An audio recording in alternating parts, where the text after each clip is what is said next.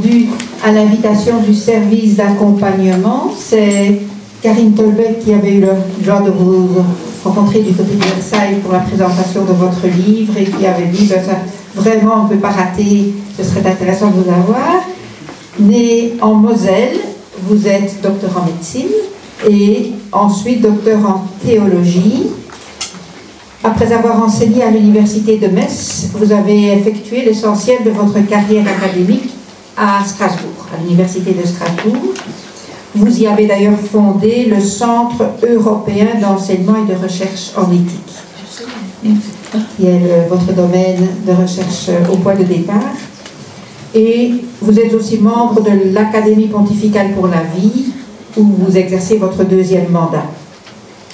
De longue date, vous vous intéressez au fléau des abus parce que vous êtes spécialiste des questions bioéthiques et vous plaidez pour une réforme en profondeur de l'Église. Votre livre, Plus fort car vulnérable, est une invitation à transformer la crise ecclésiale actuelle en opportunité pour l'Évangile. Et selon vous, cela doit passer par une plus grande reconnaissance de la vulnérabilité. Nous nous réjouissons de vous entendre à ce sujet. Merci d'être avec nous.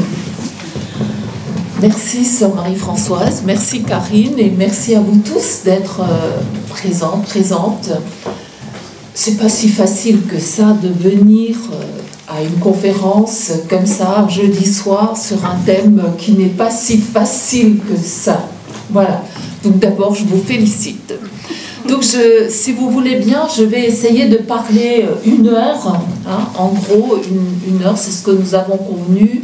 Donc, je m'arrêterai au bout d'1 heure. Bon, voilà. Et puis, Sœur Marie-Françoise vous donnera la suite du programme ensuite. Et donc, j'essaie d'évoquer la transformation de la crise actuelle. Vous m'entendez tous? Oui, ça va. De la crise actuelle qui pourrait être une opportunité pour l'Évangile, en particulier par la reconnaissance de la vulnérabilité. Alors, l'Église catholique, vous le savez aussi bien que moi, on a connu des crises au cours de son histoire. Ce n'est pas la première et ce n'est pas la dernière. Bon, la sécularisation aujourd'hui l'interroge, mais je dirais que la nouveauté de l'ébranlement actuel, je dis bien actuel, c'est de fait, ça tient au fait que les causes ne sont pas d'abord extérieures à l'Église, mais sont intérieures à l'Église. Vous voyez, quand on avait la réforme avec les protestants, on s'est bagarré avec des personnes à l'extérieur, etc. On se fait parfois attaquer par les francs-maçons, par les politiques, par tout ce que vous voulez. Mais là, le problème, c'est l'intérieur de l'Église. Et c'est encore aggravé par la sécularisation. Alors, je parlerai de crise systémique aussi. Alors, c'est un mot qui peut peut-être vous sembler compliqué, c'est celui du rapport de la SIAZ. En fait, parler de systémique, ça veut dire parler de système de système. Hein. Donc, et on n'a pas la main sur l'ensemble. Vous voyez, tout est interrelié, ça fonctionne en positif et en négatif, etc. Parler de systémique, c'est très important parce que ça nous sort de l'imputation seulement personnelle des transgresseurs. C'est trop facile, quelque part, même si c'est aussi ça, de montrer quelqu'un du doigt et d'en faire un mouton noir comme s'il était responsable de toute la crise de l'Église. Parler de systémique, ça veut dire que la cause n'est pas simplement à chercher dans les dysfonctionnements d'une personne, parce qu'il peut y en avoir, et Dieu sait qu'il y en a, mais aussi, beaucoup plus loin, le fait d'avoir caché ces abus, le fait de les avoir permis, le fait qu'on peut se servir de la structuration de l'Église pour transgresser, etc. Donc, c'est cet événement-là, ces éléments-là qui sont tout à fait déterminants. Et puis, je rajoute immédiatement aussi, puisque c'est ce que j'ai essayé d'investiguer dans le dernier ouvrage. Alors, j'avais commis un premier ouvrage, l'Église catholique face aux abus sexuels. C'est un gros bouquin, mais à ma connaissance, c'est le seul qui fasse un point sur la crise actuelle des abus, d'où ça vient, quel texte, comment ça fonctionne, les victimes, les coupables, et puis le fonctionnement de l'Église, la société, etc. Donc c'est un ouvrage extrêmement complet. C'est pas pour rien qu'il a 700 pages. Il n'a pas besoin d'être lu en une fois, mais c'est vrai qu'il y a des gens qui vont travailler parce que ça permet de comprendre. Donc tous les autres ouvrages que j'ai commis, les articles que j'ai commis après ce premier bouquin, qui est de 2019, donc il n'est pas ancien, eh bien, parlent de différentes entrées possibles. L'entrée vulnérabilité est une entrée. C'est pas ce qui explique toute la question des abus, mais c'est une entrée et c'est pas du tout une petite entrée comme vous allez le comprendre.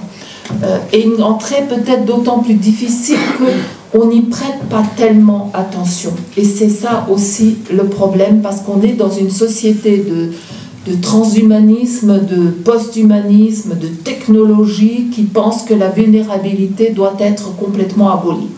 Alors, c'est vrai que la vulnérabilité a dans nos sociétés une connotation plutôt négative. Mais qui d'entre vous n'est pas vulnérable? Levez la main. Ah, donc j'en conclus que nous sommes tous et toutes vulnérables. Vous savez quoi? C'est une bonne nouvelle. C'est une bonne nouvelle, vous allez comprendre pourquoi. Parce que, d'abord, on peut gérer cette vulnérabilité si on en a conscience. Et d'autre part, cette vulnérabilité peut être une chance pour accueillir la grâce de Dieu. Plus fort, car vulnérable. Notez quand même immédiatement que je ne justifie jamais la vulnérabilité. Et il ne s'agit jamais de la justifier. Si quelqu'un souffre, si quelqu'un est malade, si quelqu'un est pauvre, il y en a des vulnérabilités, c'est des vulnérabilités surajoutées en plus de cette vulnérabilité ontologique. Eh bien, ce qu'on peut traiter, il faut le traiter, mais pas dans le déni et pas dans l'imaginaire, l'utopie qui nous fait dire qu'on peut vaincre toute vulnérabilité. Voilà, ça c'est déjà le point de départ, mais je ne dirai jamais assez qu'il ne s'agit pas de tomber dans le dolorisme. Croyez-moi, je suis médecin, le dolorisme, c'est pas bien. Quelqu'un qui souffre, il faut le traiter. Voilà, en tout cas, autant que faire se peut. Voilà. Alors, ce soir, je voudrais donc d'abord venir différents points. Vous avez un plan devant vous que j'essaierai de respecter. Voilà. Donc, 3 pas. D'abord, l'expérience de la vulnérabilité. Ensuite, je resituerai cette vulnérabilité sous le regard du Christ vulnérable, parce que je considère que le Christ lui-même est vulnérable. Et enfin, je terminerai en relisant la crise actuelle comme un événement de parole susceptible, peut-être, de devenir un kairos, si nous le voulons, si nous y mettons notre énergie. L'expérience de vulnérabilité. D'où m'est venue l'idée d'écrire cet ouvrage? Parce que j'ai toujours rencontré, je travaille cette question depuis plus d'un quart de siècle. Donc, vous voyez, ça fait un bail. J'ai toujours rencontré des victimes à qui on dit « Ah, mais tu étais vulnérable. C'est pour ça que tu as été abusé. » Ah bon? Mais en fait, est-ce que j'étais vulnérable ou est-ce que j'ai été rendue vulnérable ou est-ce qu'on a profité de ma vulnérabilité? Et le problème est déjà là. C'est-à-dire que la vulnérabilité sert de discrimination.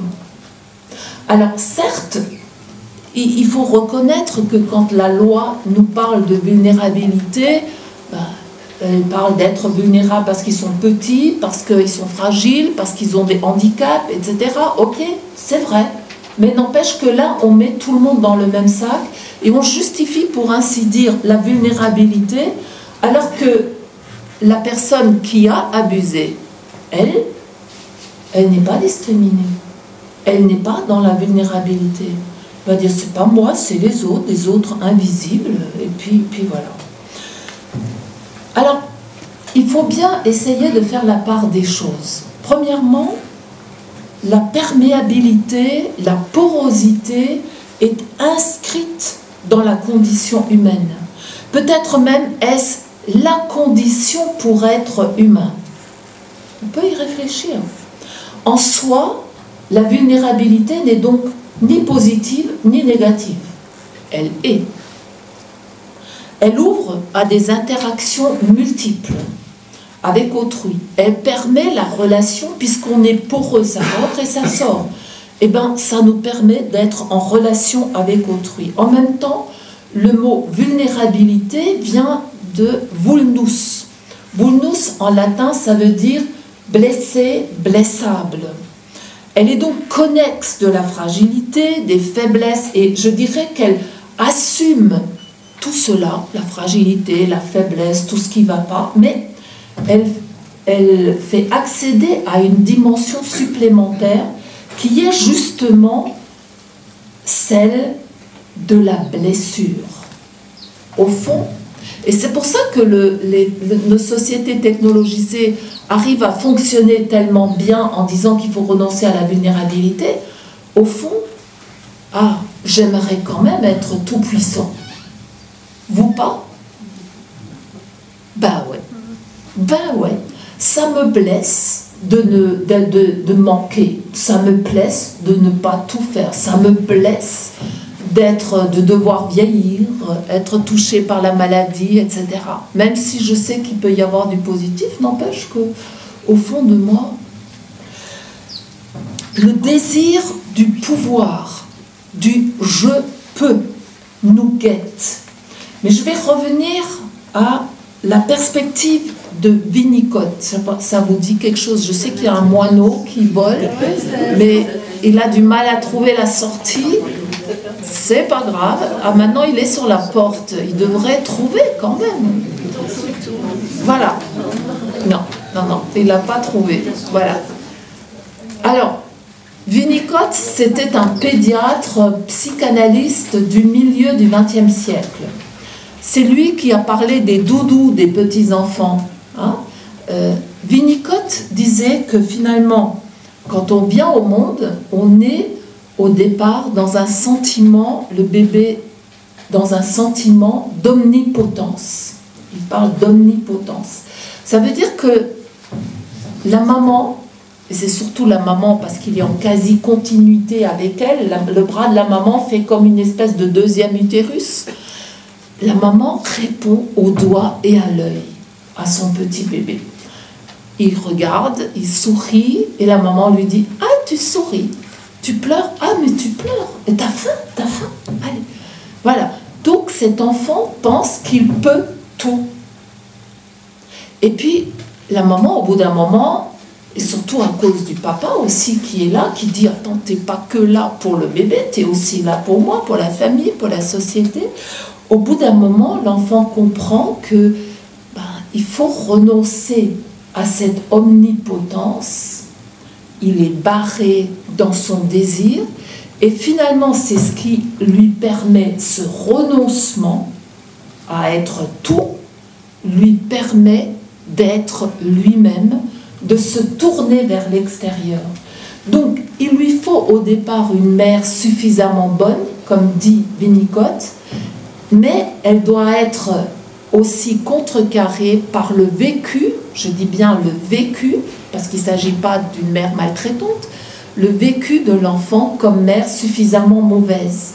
Suffisamment mauvaise, ça veut dire qu'elle ne répond plus au doigt et à l'œil de l'enfant, et du coup l'enfant lui mordit le sein, il est fâché, il pleure, voilà, il proteste, mais c'est la mère suffisamment bonne, suffisamment aimante, qui est ressentie ensuite comme frustrante, qui lui permet de devenir un être humain singulier, en relation, et donc vulnérable. C'est une expérience très intéressante parce que c'est cela dont il s'agit. Il y a la vulnérabilité ontologique et puis cette vulnérabilité ontologique qui nous permet d'être en relation, mais à laquelle s'ajoutent d'autres vulnérabilités surajoutées, la mort, les deuils, la pauvreté, les solitudes, les chômages, Il y en a dans une existence. Mais même douloureuse, la vulnérabilité peut encore, si elle est partagée, mobiliser les ressources en soi. En soi, parce qu'en soi, j'ai des ressources. Insoupçonnées peut-être jusque-là. Pensez par exemple à des personnes qui ont eu un cancer dans leur vie. Très souvent, ces personnes mobilisent des ressources dont elles n'imaginaient même pas qu'elles étaient en elles. Elles deviennent vulnérables et c'est vers elles que l'on va quand on veut se confier. C'est vers les personnes âgées vulnérables que le petit enfant va quand il a envie que la mamie ou la mémé ou la oma lui raconte des petites histoires, etc. Alors, vous allez me dire, bon, d'accord, ça c'est la vulnérabilité. Mais quel lien avec les abus? Alors, quel rôle joue la vulnérabilité?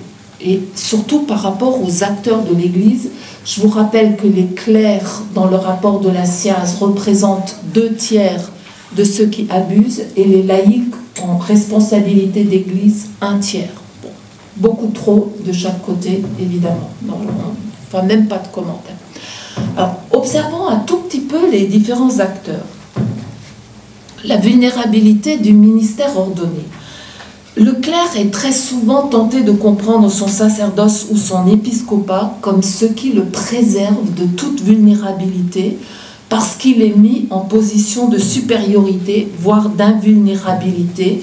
Il fonctionne dans le sacré au nom de l'Église et du coup, nombre de prêtres, alors qu'ils sont concernés par, très souvent, c'est quand même 1/3 aussi des prêtres dans les enquêtes que l'on a faites, qui sont concernés par des fragilités psychologiques et émotionnelles, eh bien, cela aboutit à une faible estime de soi, une recherche de protection, de sécurité, derrière le rôle sacerdotal et l'obéissance à l'Église institutionnelle.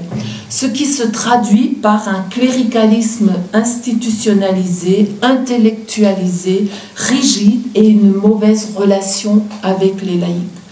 Potentiellement, je dis bien potentiellement parce que tout le monde n'est pas concerné, cela peut conduire à ce que certains disent, mais moi aussi j'ai droit à des relations sexuelles, à avoir une vie d'amitié, d'intimité, pour contrecarrer la dureté de l'existence, ou tout simplement, et ça aussi c'est quelque chose d'assez fréquent, après une dizaine d'années d'ordination, ben, ça ne fonctionne pas aussi bien qu'on avait rêvé. Du coup, on a une période de cafard, et hop, je passe à l'acte, et je transgresse. Finalement, en passant sous silence les différents aspects de cette vulnérabilité, par des dysfonctionnements au niveau de la psyché, par la fragilité, par le contexte dans lequel on travaille, et parce qu'on ne reconnaît pas cette vulnérabilité et qu'on ne se donne donc pas les moyens de la contrecarrer, eh bien la vulnérabilité peut être l'occasion de passer à l'acte et de transgresser. Notez bien que la transgression ici n'est pas la perversion. À peu près 10-15% des prêtres qui passent à l'acte sont pervers au sens fort du terme. C'est ceux qui font le plus de dégâts, genre Dutroux. Il en a reconnu à peu près 600-700 au moment du procès, mais de son propre aveu, il y en avait plus de 1000. Ça, c'est le pervers qui ne reconnaît jamais fondamentalement la transgression. Ensuite, la structure Église, son fonctionnement hiérarchique tient d'une monarchie absolue, nourrie de patriarcalisme, participant non seulement du pouvoir, mais de la sainteté qui est énoncée le plus souvent en termes de perfection, comme une ecclésiologie sans fragilité, un cléricalisme pur et dur. Elle oublie qu'elle est à la fois sainte et pécheresse, et qu'elle s'appuie sur des hommes et des femmes à la fois saints et pécheurs. Seulement voilà, l'élite sacerdotale, il faut bien le reconnaître tel quel, même si tout le monde ne le vit pas comme une élite, et qu'il ne faut pas mettre tous les prêtres dans le même sac. L'immense majorité des prêtres n'abusent pas, il ne faut jamais l'oublier, je ne le dirai pas toujours, mais c'est 5%, hein, tout cassé, et tous les autres ne sont pas du tout des pédophiles, etc. Même si la vie intime des prêtres pose quand même un certain nombre de questions, mais il ne s'agit pas non plus de les montrer du doigt. Forcément, à cause de cela, on pourra peut-être en parler. Il y a aussi des problèmes d'obligation de célibat qui ne devraient peut-être pas être tels que cela est aujourd'hui, pour laisser le choix du célibat. Ça réglerait certains problèmes, pas tous, mais c'est pas à cause du célibat qu'on a des prêtres pédophiles. Il faut que tout ça, ça soit clair. Mais le problème, c'est que aussi, ce sont les clercs qui détiennent la totalité du pouvoir, pour ainsi dire, dans l'Église. Le pouvoir législatif, exécutif et judiciaire. Il y a quelques laïcs qui ont mis maintenant dans le pouvoir judiciaire, mais globalement, ce sont toujours les clercs qui détiennent tout le pouvoir. Or, la conjonction de tous les pouvoirs sur une personne pose quand même des problèmes majeurs. Ensuite, la vulnérabilité des fidèles, elle est la même, je dirais, que le commun des mortels, et le même avec des vulnérabilités surajoutées. Mais quand on a été victime, même d'agressions non sexuelles, la vulnérabilité non seulement s'accroît de façon abyssale, mais souvent au départ, si aucune parole n'a été possible, il y a en plus ce qu'on appelle la vulnérabilité traumatique, la mémoire, ce qu'on appelle la mémoire traumatique, hein, ce qui est une expression qu'on utilise au niveau psychologique. Parce que l'abus a pu être si violent, et on compare l'abus d'un enfant comme un acte terroriste. C'est pas moi qui le dis, mais c'est les psys qui parlent ainsi. Donc il y a comme, pour vous donner un peu une image pour que vous compreniez, il y a comme un disjoncteur dans la tête qui saute. Le disjoncteur saute parce qu'il faut se protéger, il faut protéger la psyché. Et du coup, c'est comme si mon moi n'était plus présent à l'événement d'abus, a fortiori quand ces abus ont fonctionné pendant 2, 3, 4, 5 ans, etc. Donc, au fond, c'est comme si quelqu'un d'autre était victime d'abus, et moi, après, je me demande même si c'était bien moi la même personne. Mais s'il y a mémoire traumatique qui peut aboutir à une amnésie pendant parfois des décennies, le corps, lui, n'a jamais oublié. Le corps, il a intériorisé le traumatisme, et pendant des lustres, ce corps, il souffre de tous les maux possibles et imaginables, souvent. Le livre de Patrick Goujon, par exemple, parle du dos. Les autres sont diabétiques. Des problèmes de cœur, des problèmes de tension, des problèmes de maladies chroniques. Enfin, tout. J'ai fait un petit peu le compte dans le premier bouquin, l'Église catholique face aux abus sexuels. C'est absolument invraisemblable le nombre de pathologies. En fait, on n'en sort jamais. Tant et si bien que chaque médecin, d'une certaine façon, quand il est devant un patient qui a toute une série de pathologies qui se multiplient, devrait poser la question: est-ce que vous n'avez pas été abusé? Voilà. C'est vraiment une vraie question. Ensuite, il y a aussi la société contemporaine. Je vous ai dit juste en passant, mais c'est important de le rappeler, nous vivons dans une société où la technique est importante. On technicise tout, les technosciences sont omniprésentes. Comme dit l'adage, on ne crache pas dans la soupe. Hein. C'est pratique quand même parce qu'on peut faire beaucoup de choses.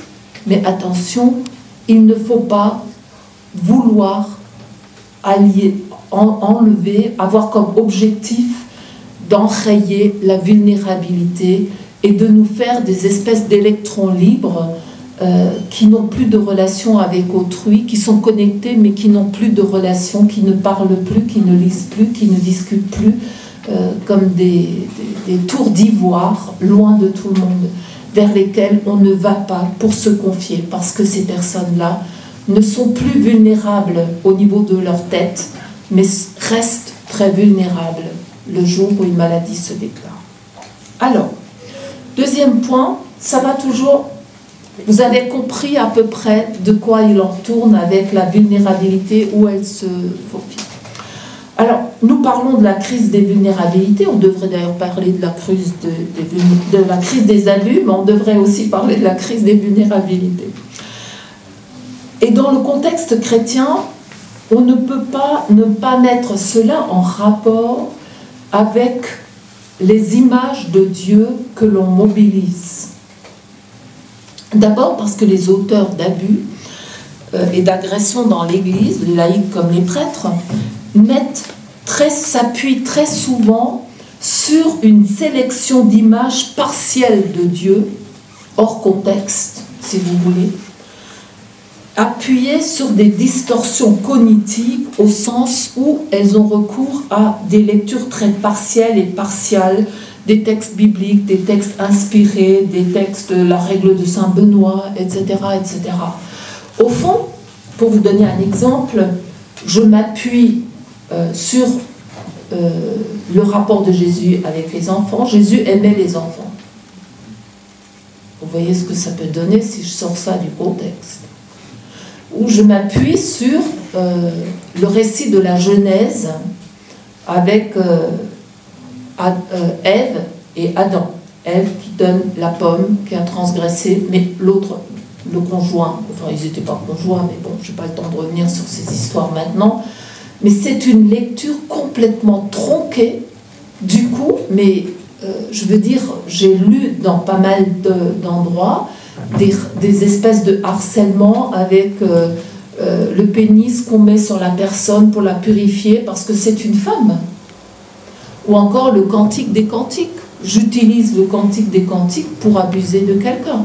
Enfin, les abus dans les couvents où il y a des règles, les règles de Saint Benoît, parce que j'ai travaillé un petit peu pour eux, mais c'est terrible.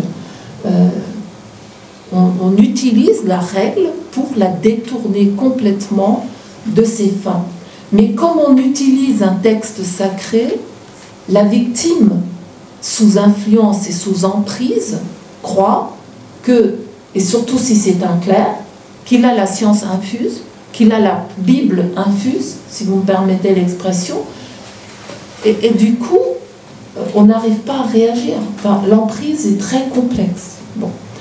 Ensuite, deuxièmement, parce que au moment où je dis ça, il faut aussi dire que la révélation chrétienne, si je la prends vraiment au sérieux, elle ne révèle pas, et ça c'est l'aspect positif, un Dieu dans une espèce de toute-puissance, comme un dictateur, un Dieu justicier. Notre Dieu, à l'inverse, est un Dieu qui, en Jésus-Christ, se révèle à la fois fort et vulnérable. Fort et vulnérable. Vulnérable et fort. Christ rejoint notre vulnérabilité non seulement pour nous faire don de sa force, mais pour nous ouvrir, pour se saisir de cette porosité qui est la nôtre, pour nous donner sa grâce, pour entrer en relation avec lui. Se mettre à la suite du Christ, et cela vaut pour toutes les églises chrétiennes, devrait ainsi conduire à ne plus avoir peur de ces vulnérabilités, à pouvoir les regarder en face. Parce que dénier sa vulnérabilité, c'est aussi dénier cet accès de la grâce. Or, laisser le Christ entrer dans sa vie, prendre soin de nos vulnérabilités, nous réconforter, convoque en nous la résilience de l'amour et des ressources personnelles et relationnelles susceptibles, même si le combat n'est jamais terminé, de lutter contre le mal, de nous rendre plus humbles et de traiter paradoxalement la vulnérabilité non en l'occultant, mais en l'élargissant pour ouvrir les fenêtres et les cœurs à la grâce de Dieu afin qu'elle puisse passer. Mais pour ce faire, vous l'aurez compris d'emblée, la seule formation théologique ne suffit pas. En général, les clercs et même les laïcs en responsabilité ont eu une formation, voire une longue formation. Et bien alors, qu'est-ce qui a dysfonctionné? Ce qui a dysfonctionné, c'est précisément cette question de la vulnérabilité. On s'est cru supérieur, on avait la science infuse, on n'avait plus de vulnérabilité. Et ça, c'est une question qui fait nœud. Il s'agit donc bien de comprendre cette double valence, fort et vulnérable. Ni l'un ou l'autre, mais l'un et l'autre. Parce que c'est quelque chose qui nous guette en permanence dans notre image de Dieu. Pensez à Maurice Bellet, le Dieu pervers. Je n'ai pas le temps d'en parler maintenant, mais il y a toute une partie du livre qui en parle, parce que, au fond, le Dieu qu'on a en tête est un Dieu tout-puissant, pervers. Il commence, alors je n'ai pas ramené maintenant le texte, mais vous le lirez, on croirait que c'est un Dieu sadique. Non, c'est que nous, dans notre tête, on a des images de Dieu qui sont souvent problématiques. Pourquoi on les a en tête? Il y a une transmission qui ne s'est pas faite, une transmission aussi à cause de notre manière infantile, omnipotente de nous saisir de la question de Dieu, mais aussi une transmission dans l'Église qui a totalement dysfonctionné avec l'accent sur le péché, l'accent sur la douleur rédemptrice, le côté doloriste, le côté de l'hétéronomie, pas d'autonomie, les sacrements qui remplacent, où le prêtre est quelque part une espèce lui-même de Dieu tout-puissant, parce que il a la fonction de faire venir Dieu, ce que personne ne peut faire. Donc il y a eu des transmissions où on est complètement dans la toute-puissance. Et ça, c'est extrêmement problématique. Si je ne suis pas pardonnée avec le sacrement des malades à la fin de ma vie, je vais aller en enfer. La question des enfers a rempli les catéchismes. Je viens de lire le bouquin de Isabelle Morel sur la catéchèse, mais c'est impressionnant. Je vous conseille de regarder aussi. Enfin, voilà. Donc il y a toute une transmission qui s'est mal faite. Et puis la question de la souffrance, là je m'en réfère à Jean-Baptiste Metz, la Memoria Passioniste. Eh bien, la douleur, elle a été complètement mise de côté pour être remplacée par le péché. C'est plus facile de gérer le péché que de gérer et d'écouter la douleur, et d'écouter donc la vulnérabilité. Vous voyez, donc il y a eu des dysfonctionnements majeurs à cet égard. Alors, la vulnérabilité du Dieu de Jésus-Christ est à cet égard quelque chose de tout à fait essentiel. Parce que, en prenant chair, Jésus, Fils de Dieu, a pleinement adopté notre condition vulnérable. Et il est allé très loin, en se vidant lui-même, dit l'hymne aux Philippiens, pour prendre la condition de serviteur. C'est scandaleux pour certains. Mais nous, il faudrait qu'on reprenne un peu conscience de ce scandale-là, de Dieu qui se fait petit, l'incarnation, la mort de Jésus en croix. On est trop habitué, mais c'est un sacré mystère et une sacrée réalité qu'on a là dans notre foi qu'il ne faudrait pas oublier. Les conséquences sont abyssales. Le Dieu qui s'offre aux chrétiens n'est pas dans la toute-puissance qui s'imposerait par la violence et le viol, hein, parce que violent, on peut l'écrire avec un A ou avec un E. Et quand les humains s'aiment, on peut dire qu'ils mettent en œuvre l'amour de Dieu qui les habite. Et quand celui-ci prend plus de place, ils deviennent plus vulnérables. Je vais vous dire, l'Évangile, si je le prends au sérieux, il vulnérabilise. L'Évangile nous vulnérabilise, et pas qu'un peu. Parce que si l'Évangile, je le prends au sérieux, et que j'aime comme Dieu aime, que j'aime les ennemis, que je reconnais Dieu dans le pauvre, le petit, le fragile, etc., ça change complètement ma vie. On n'aurait pas des guerres partout dans le monde si on prenait le Christ au sérieux. Quand Dieu aime, ce n'est pas qu'il a de l'amour, c'est qu'il est amour. Et quand je l'accueille, c'est cet amour de Dieu en moi qui me change et me transforme. Cet être d'amour rend Dieu totalement vulnérable.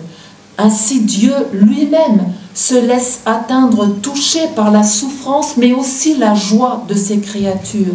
Il se laisse reconnaître, mais c'est vrai, aussi méconnaître. Il se fait hôte et se donne lui-même en compassion.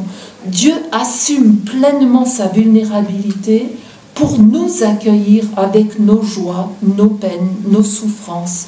C'est une passion qui le brûle et nous brûle, mais Dieu n'est pas, et c'est ça la différence entre Dieu et nous, Dieu ne disparaît pas, je dirais, dans cette brûlure, dans cette consomption. Il n'est pas consumé par le feu, comme on le dit dans l'Exode, au chapitre 3, verset 2, le feu qui brûle dans le désert, la voix qui est là, Dieu est là, mais Dieu n'est pas consommé par ce feu de l'amour. Pour moi, c'est véritablement le feu de l'amour. J'essaye de l'expliquer voilà, dans le Fort et vulnérable. Jésus, par son incarnation, précisément vient nous révéler cela. Il s'adresse au nom de cet amour à nous. C'est extraordinaire. Il vient pour toutes les personnes qu'il rencontre sur sa route, il sait qu'il est aveugle, il le voit, qu'il est paralysé, il le voit, mais non. Il lui demande, qu'est-ce que tu veux que je fasse pour toi? Qu'est-ce que tu veux que je fasse pour toi? C'est impressionnant, ce Dieu qui se fait petit à ce point-là. Et si on regarde l'évangile de Jean, c'est fabuleux aussi cet évangile, parce que au moment où on voit Jésus avec une couronne d'épines, un manteau rouge, etc., assis sur une espèce de trône, il est au fond l'homme par excellence et le roi et le Fils de Dieu. Et tout est en double lecture possible. C'est assez fabuleux, cela aussi, pour nous dire, si on va jusqu'au bout de cette réalité, avec le centurion, vraiment, cet homme était le Fils de Dieu. La porosité, elle laisse jaillir des sources vives, des sources d'eau vive, pour nous nourrir de cette eau vive de la grâce. Mais l'histoire pourrait se terminer là, avec la passion du Christ. Quand même, c'est déjà pas mal tout ça. Mais voilà qui ressuscite. Ça aussi, c'est pas rien comme réalité. L'incarnation, la résurrection, etc. Mais le Christ qui apparaît aux disciples, c'est pas un Christ sans les blessures. Il apparaît avec les blessures de la croix. La mort est brisée, mais au fond, il reste vulnérable. Et il amène cette vulnérabilité du Fils, de la mort, pas simplement de l'homme Jésus, mais du Fils de Dieu, comme me le dit assez bien François-Xavier Durwel. Je ne sais pas si vous le connaissez comme théologien, mais c'est très très beau, la mort du Fils, je vous conseille la lecture. C'est cette mort du Fils avec les plaies, avec les marques de la vulnérabilité, eh bien tout cela va en Dieu Trinité ad vitam aeternam. C'est du coup la vulnérabilité qui continue jusqu'en Dieu même. La mort-résurrection ne concerne pas simplement le Jésus historique, elle est celle du Fils au cœur de la Trinité. Et Durwel, là, je le cite, en ce point extrême de l'incarnation, la mort et EST, la naissance du Fils dans le déploiement de toutes les virtualités de l'incarnation. Tout est un dans l'unique. La Pâque de Jésus est un seul mouvement de descente et de montée simultanée. Aucun hiatus ne sépare l'une de l'autre. La théologie qui les séparerait ignorerait le sens de l'une et de l'autre. Au fond, c'est parce que Jésus reste avec un pied dans la mort et l'autre dans le ciel qu'il nous embrasse au moment, parce que c'est vraiment l'image que Durwell donne, au moment de notre mort, il y a cette communion des morts pour nous emmener par cette communion dans la communion de la résurrection définitive en Dieu, dans la résurrection qui est celle du Fils. En somme, Jésus quitte la tombe tout en demeurant dans le mystère de la mort, dans lequel le mystère de la mort, dans lequel le Père l'engendre comme Fils en sa plénitude ressuscitante. Alors, je sais que le langage est un peu compliqué, c'est pour ça que j'ai utilisé un peu une image. Il entre, dit Durwell, dans un mourir vers, et il met ça entre guillemets, et il met un tiret entre mourir et vers, parce que c'est comme s'il avait un pied dans la tombe et l'autre dans le ciel. Hein. Là, ça c'est une image que moi je vous utilise pour que vous compreniez cet engendrement dans la mort de la plénitude ressuscitante. Jésus est, je cite encore Durwell, le ressuscité crucifié. Quand il apparaît, les disciples découvrent les stigmates de sa crucifixion, comme si la résurrection ne le guérissait pas de ses blessures mortelles. Fin de la citation. Donc, l'enjeu est triple. Le christianisme n'est pas fondé sur un Dieu impassible, indifférent aux humains et à leur sort. Elle donne à voir les stigmates, la donation continuelle et perpétuelle de la divinité dans l'humanité et réciproquement. Et cette donation a été assumée doublement par Jésus au soir du jeudi saint, par le récit eucharistique et par le lavement des pieds, avec deux gestes extrêmement forts pour aider les disciples à aller de l'avant. Parce que la résurrection ne clôt pas les ports de la vulnérabilité.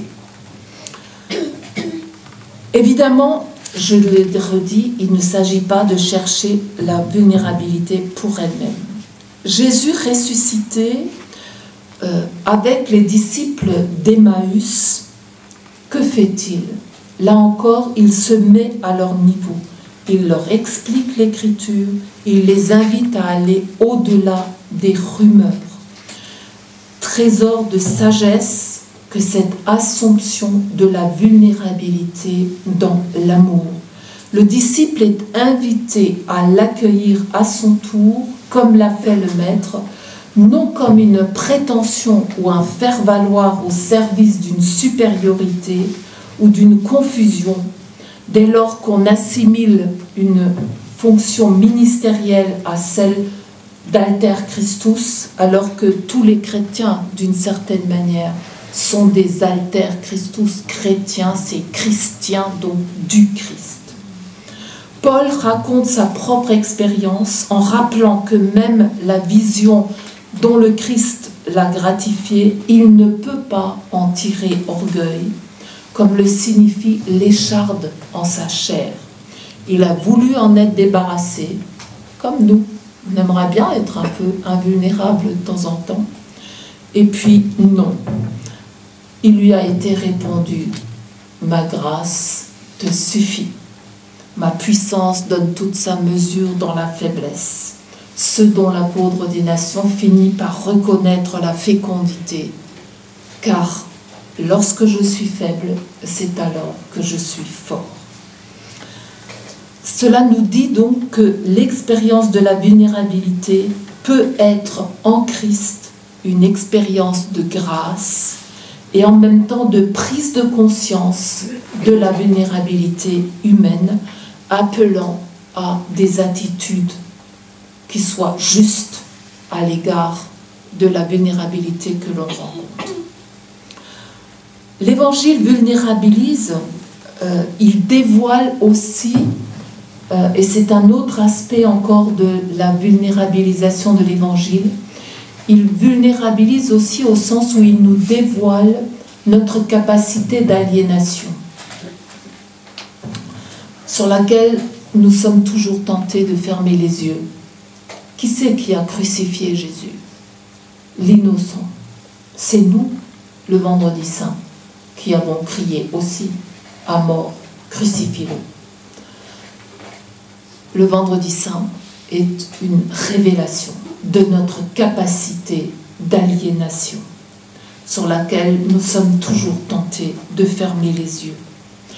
Mais cette révélation ne s'arrête pas à juste découvrir cette capacité d'aliénation. C'est en regardant cette capacité d'aliénation en face. Rappelez-vous ce que disait Jésus à Nicodème et qui renvoyait au livre des Nombres, au chapitre 21, 1 à 20, les serpents brûlants dans le désert. Au fond, ça veut dire quoi? C'est en regardant le mal en face, en regardant la mort en face, en regardant la vulnérabilité en face, nos capacités d'aliénation, en prenant conscience que les sources d'eau vive peuvent couler en moi et que j'ai la vie. Ils vivent ceux qui regardent la croix, ils vivent ceux qui regardent les serpents brûlants au désert. Mais cela appelle à des choix radicaux. La vulnérabilité a toujours dérangé, la croix dérange. Croire à l'évangile rend pourtant vulnérable. Parce que vouloir aimer comme il a aimé, ça nous rend fragiles. Mais en même temps, c'est ça l'enjeu. C'est ça la réalité de l'évangile. Tu m'as séduit et je me suis laissé séduire. Alors ça, c'est le prophète Jérémie, certes. Mais au fond, tous les disciples de l'évangile pourraient dire la même chose.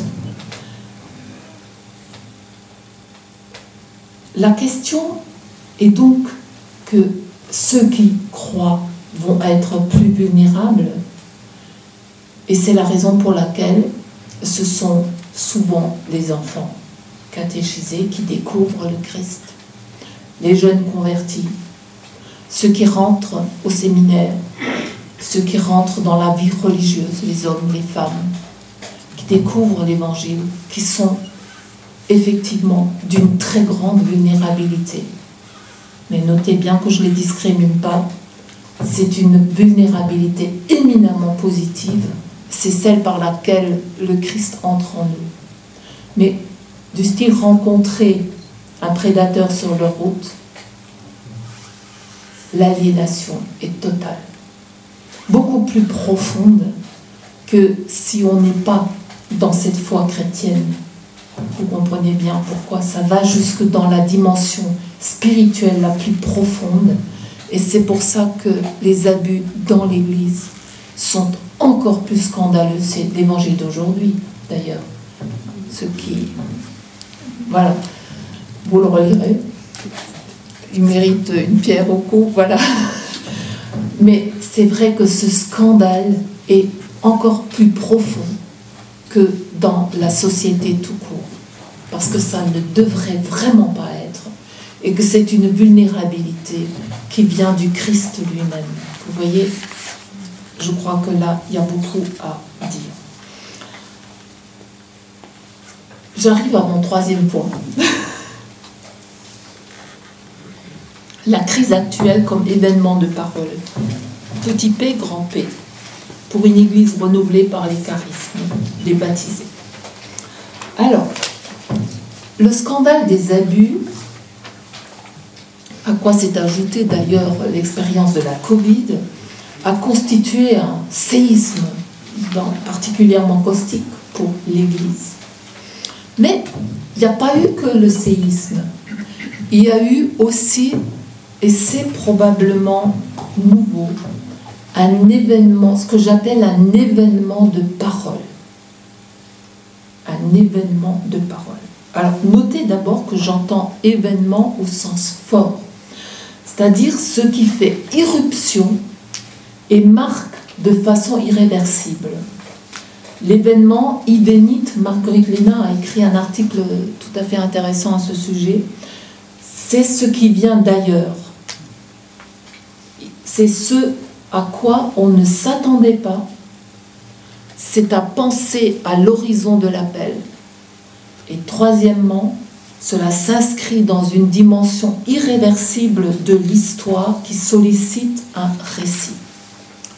notez bien qu'en christianisme, l'événement par excellence, c'est l'événement Jésus-Christ. L'événement de la parole qui prend chair. Événement imprévisible, irréversible, qui fait partie désormais du récit de vie de l'Église et des chrétiens que nous sommes. Or, le scandale des abus sexuels, en particulier commis dans l'Église, couvert par elle, a ouvert les vannes du dire et de la parole. Et quand se déclenche la Covid, c'est une église de clercs qui va être un deuxième électrochoc, parce que la parole avait commencé à circuler. Et là, l'image de l'église dont il faut prendre connaissance, c'est très très souvent, parce que c'est la seule qui est montrée, des clercs qui célèbrent la messe tout seuls à la télé et qui mettent une étole et qui sont en grande tenue et qui font les demandes et les réponses. Ça a suscité un électrochoc chez nombre de croyants, parce que la question qui s'est posée, c'est « mais c'est quoi l'Église? Où elle est l'Église? Est-ce que je suis de cette Église? Mais où est-ce que je suis représentée? Où est-ce qu'on est? C'est pas qu'il y avait pas les laïcs étaient présents, avec souvent des prêtres en dehors et donnaient à manger aux pauvres. Rappelez-vous, il y avait des problèmes même de nutrition, d'alimentation, etc. Mais l'image que l'on voyait, et il y en avait des messes, mais toujours des prêtres seuls, et c'était ça l'Église. Et ça a causé un électrochoc. Je ne dis pas que s'il ne fallait pas faire, c'est pas ça, mais quand même, il y en avait peut-être un peu trop. Mais du coup, la foi chrétienne, qu'est-ce que c'est? Suivre le Christ, qu'est-ce que ça veut dire? Je dirais ça a mis une deuxième couche sur l'événement de parole.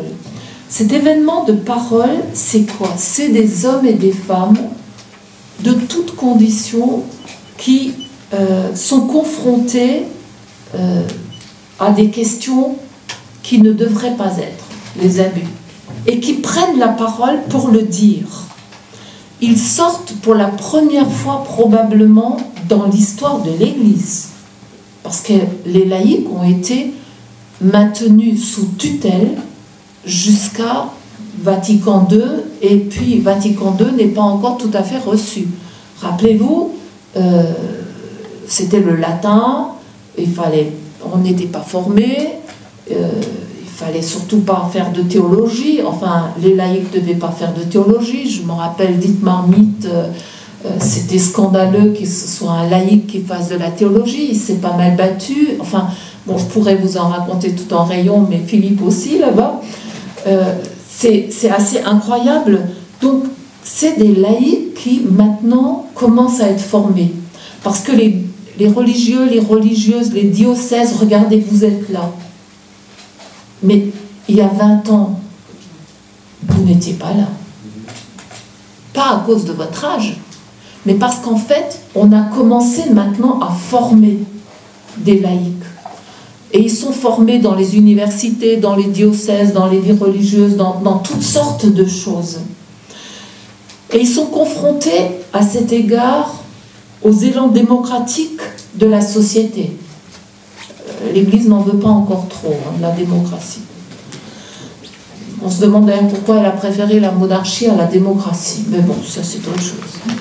Les mouvements MeToo, les lois sur la parité, les évolutions législatives, confortées aussi dans leur savoir par les formations, et les formations non seulement théologiques, mais les formations humaines, qui ouvrent la conscience et les invitent à revisiter les Écritures, l'histoire de l'Église, l'éthique chrétienne, la théologie pastorale, ministérielle, sacramentaire. Et finalement, nombre de personnes. Et il faut rajouter aussi les publications. On n'a jamais eu autant de livres. Et bien, avec tout ça, on prend conscience de mieux en mieux des dysfonctionnements systémique dans l'Église, aussi dans la société, mais aussi dans l'Église, parce qu'elle nous tient à cœur, et il revendique des changements urgents en lien avec l'Évangile du Christ. Le processus synodal actuel pourrait être lu aussi dans cette veine, devrait probablement être lu aussi dans cette veine de prise de la parole. Et la crise actuelle peut ainsi être lue comme une opportunité pour l'Évangile et le synode comme un kairos pour co-construire une Église plus évangélique. L'événement de la parole des baptisés est certes une épreuve, mais l'égalité baptismale est ce qui nous réunit au sein du peuple de Dieu, et cette égalité est première. Le baptême est le premier et le plus essentiel des sacrements, on ne le dira jamais assez. Une réforme portée par tous les baptisés, c'est ça aussi l'enjeu. Le Concile Vatican II a renversé la pyramide avec Lumen Gentium, la pyramide monarchique, pyramide renversée. Le problème, c'est qu'il y a des résistances, beaucoup de résistances, parce que c'est une question de pouvoir. Et on n'y est pas encore. Hein. Bon, voilà. Il faut une bonne dose d'Esprit Saint. Priez-le, l'Esprit de Pentecôte date que d'il y a quelques jours pour qu'on aille de l'avant. Bien des baptisés appellent aujourd'hui à cette réforme. Et c'est vrai que ce concile, le problème c'est que ce concile a bien fait les choses en renversant la pyramide, mais il y a des enjeux de pouvoir parce qu'il n'est pas allé jusqu'au bout. Lumen Gentium est resté au milieu du gué, pour le dire un peu avec une image. Il fallait négocier un accord entre les plus conservateurs et les plus ouverts, et on pouvait pas, voilà. Mais du coup, on a laissé des choses dans le concile du genre de la différence ontologique entre les clercs et les laïcs, qui nous pose un problème majeur. C'est celui du pape François, là, d'il y a 2 jours, avec son histoire de diaconat des femmes. Bon. Enfin bref, cette attitude, vous l'aurez compris, devrait évoluer. Comment pourrais-je revendiquer en même temps l'égalité baptismale? Et ça, c'est un autre problème aussi, et ça tient alors là du coup de nous tous. L'égalité baptismale est foncièrement décisive, mais beaucoup de baptisés ont quitté la barque Église. Et actuellement, la participation est de moins en moins évidente. Quand dans les paroisses, vous cherchez des laïcs, vous en trouvez de moins en moins. Et là, je vous lance aussi un appel. Est-ce que vous acceptez de rendre service encore dans l'Église, comme baptisé? C'est pas rien, croyez-moi. En même temps, je crois qu'il faut essayer de faire évoluer la chose en restructurant l'Église à partir de la question des charismes. En tout cas, c'est ainsi que je vois une évolution possible dans la collaboration clerc-laïque. L'image des ministères doit évoluer. Le groupe de travail 5, qui a été mis en place à Rome au moment de la dernière Assemblée Générale, porte normalement sur les ministères. Et j'aurais attendu que le pape François ne décide pas dans une conférence d'1 heure de presse qui s'exprime sur la fin du diaconat ou une certaine conception du diaconat, ce qui me pose quand même beaucoup de problèmes. Mais il a raison quelque part, au sens où dans l'Église actuelle, on ne peut pas ordonner des femmes diacres parce que sinon on reconduit de façon pure et simple le cléricalisme que l'on a actuellement. Donc ça veut dire qu'il faut réformer. Et comment réformer? Mais pourquoi ne pas en revenir à Saint Paul? Il a comme seul critère la question des charismes et du discernement des charismes. Donc l'égalité baptismale et le discernement des charismes, de toutes sortes de charismes, car il n'y a pas de raison qu'on ne voit pas large. Et du coup, ça mettrait le pied à l'étrier à tout le monde. On aurait des charismes de leadership, des charismes de sacristains, des charismes d'organistes, de choristes liturgiques, des charismes d'animateurs, de formateurs, etc., etc. C'est des charismes. J'ai présenté la semaine dernière une lectio de Guylain Lafont, que vous connaissez peut-être, le théologien de la pierre qui vire, dans un bouquin déjà ancien, enfin 2017, c'est pas si vieux que ça, avant qu'il ne meure, le pauvre, bon, mais il était quand même âgé. Le petit essai sur le temps du pape François, la pyramide renversée, le polyèdre émergent. C'est le titre de l'ouvrage. Mais c'est totalement avant-gardiste comme ouvrage. Et précisément, il va dans le sens de ce que je voudrais vous expliciter, des ministères portés par des charismes. À cause des laïcs et à cause des prêtres. Parce que c'est pas normal non plus qu'on mette les prêtres juste dans les paroisses. Qu'est-ce qu'on a à proposer actuellement à des jeunes qui sont appelés au sacerdoce? Juste aller dans une paroisse comme 10 heures de messe? Enfin, je provoque un tout petit peu, j'ai beaucoup d'estime pour la messe, mais quand même, ils ont été formés pour annoncer l'évangile. Et pour annoncer l'évangile avec des charismes différents. Ils ont quand même été formés pendant X années, pas simplement pour venir dans une paroisse où il y a 5 mohicans, j'ai rien contre les 5 mohicans, mais quand même, ils peuvent aussi aller au-delà, et on en a besoin plus loin, et dans la créativité, en poursuivant l'ecclésiologie de Vatican II.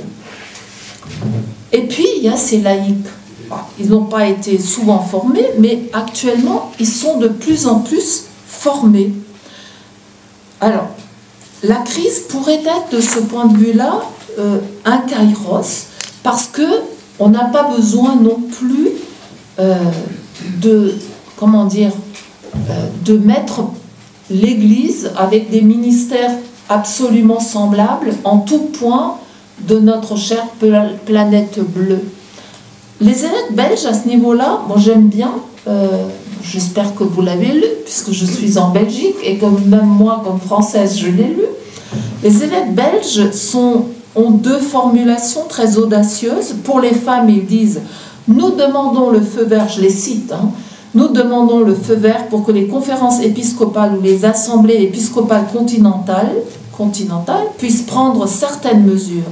Ainsi, l'attribution d'une responsabilité pastorale croissante aux femmes et l'ordination diaconale des femmes ne doivent pas être universellement obligatoires ou interdites. Ne doivent pas être universellement. C'est ça la question. Je veux dire, dans certains coins, prenez le chemin synodal allemand, même si le pape n'aime pas trop. Moi, j'ai lu les textes, je ne suis pas sûre que lui les ait tous lus. Il ne peut pas tout faire, hein, c'est vrai. Bon, le pauvre, je le plains d'être à son âge responsable de l'Église du monde entier. C'est quand même pas une sinécure. Mais il comprend beaucoup de problèmes. Je suis allée le voir l'année dernière, je peux vous dire qu'il comprend bien.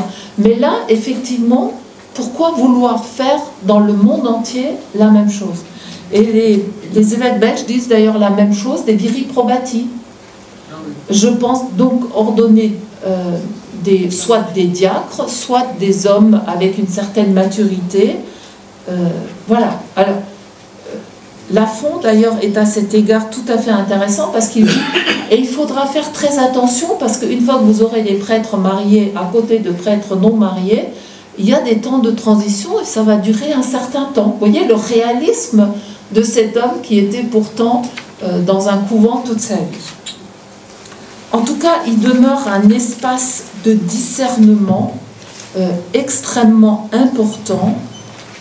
La foi chrétienne reçoit son autorité du Christ par l'Esprit qui rend possible une existence nouvelle. Et la parole ne s'enferme pas et l'Esprit souffle où il veut. En conclusion, comme les pèlerins d'Emmaüs, nous sommes donc invités à marcher sur le chemin synodal sans chercher le vivant parmi les morts. Parce qu'il y a beaucoup de choses mortes dans cette Église, donc laissons cela de côté. Nous sommes invités à marcher sur ce chemin à la fois douloureux et lumineux, accueillant tristesse et joie à travers tous les pores de notre existence, sans défaitisme, quand bien même c'est un temps long et que parfois, moi aussi, en premier, je suis très impatiente. Car c'est ainsi que nous devenons toujours plus corps du Christ, peuple de Dieu, Église vulnérable et sainte, vivant de la bonne nouvelle de l'Évangile. Merci beaucoup.